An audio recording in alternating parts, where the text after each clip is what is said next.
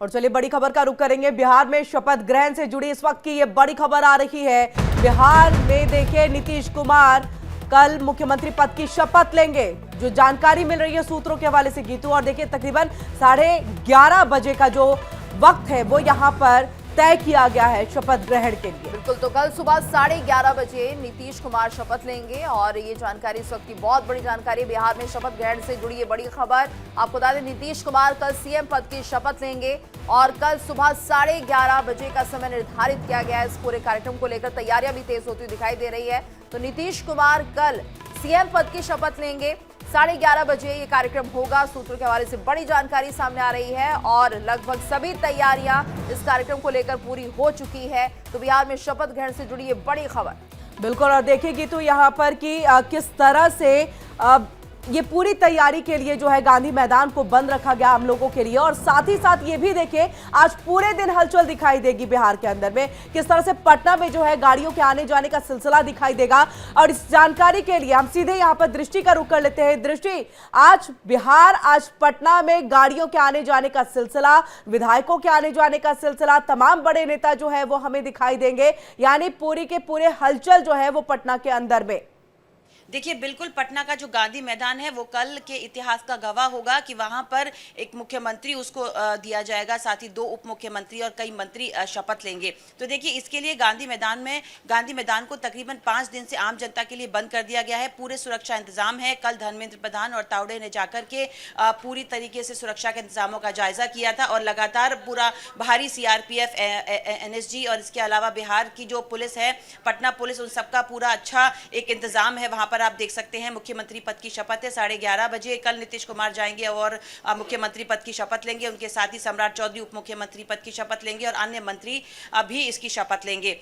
इसके लिए गांधी मैदान को पूरी तरीके से तैयार किया जा रहा है और सुरक्षा के कड़े बंदोबस्त किए जा रहे हैं। देखिए एक तरीके से कहा जाए तो एनडीए सरकार के लिए एक बहुत ही खुशी का दिन है, क्योंकि जिस तरीके से एसआईआर के लागू होने के बाद बिहार को पहला मुख्यमंत्री मिलेगा और लगातार लोगों ने भी भारी उत्साह के साथ 89 वोट से बीजेपी को और 85 वोट से जेडीयू को जिताया है और उस प्रकार से हर पार्टी का एक मंत्री भी दिया जाएगा। आज पटना में कितनी बैठकों का दौर चलेगा वो भी बताइए, बैठक में कौन कौन पहुंचेंगे ये भी बताइएगा।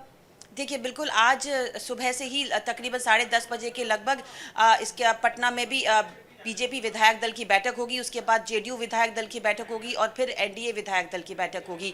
तो सारे इसमें सभी मुख्य जो भी वरिष्ठ नेता हैं वो सब मौजूद होंगे। इसके अलावा धर्मेंद्र प्रधान जो प्रभारी थे, उसके अलावा किशोर मौर्य और धर्मेंद्र प्रधान, तावड़े और इसके अलावा जितने भी सम्राट चौधरी हैं, विजय सिन्हा हैं, जो भी मुख्य उस समय बीजेपी और जेडीयू के और कितने मंत्री पद की शपथ ली जा सकती है कल, क्योंकि ये भी बताया जा रहा है मंत्रालय तो अभी तय नहीं है, लेकिन कुछ मंत्री ऐसे रहेंगे जो कल पद की शपथ लेते हुए दिखाई देंगे। देखिए बिल्कुल, मंत्रियों की एक पूरी लिस्ट है जो इंडिया डेली पे लगातार चल रही है और वो सभी मुख्यमंत्री के साथ साथ मंत्री पद की शपथ लेंगे। हालांकि विभाग जो है वो उनको बाद में सौंपे जाएंगे, लेकिन लगातार अगर हम पार्टी से कहें तो 1 मंत्री रहेगा और अगर आरएलएम से कहें 1 मंत्री रहेगा। उसके अलावा चिराग पासवान की पार्टी से 3 मंत्री रहेंगे। उसके अलावा बीजेपी और जेडीयू से अन्य जो नाम है वो सभी मंत्री पद की कल शपथ लेंगे। तो कुल मिलाकर के कल का दिन बीजेपी के लिए बहुत ही महत्वपूर्ण होने वाला है। बिल्कुल, और कल के दिन से महत्वपूर्ण जो बात आपने यहाँ पर की है, यहाँ से सीधे जो संदेश पहुंचाने की कोशिश होगी वो बंगाल पहुंचाने की कोशिश होगी।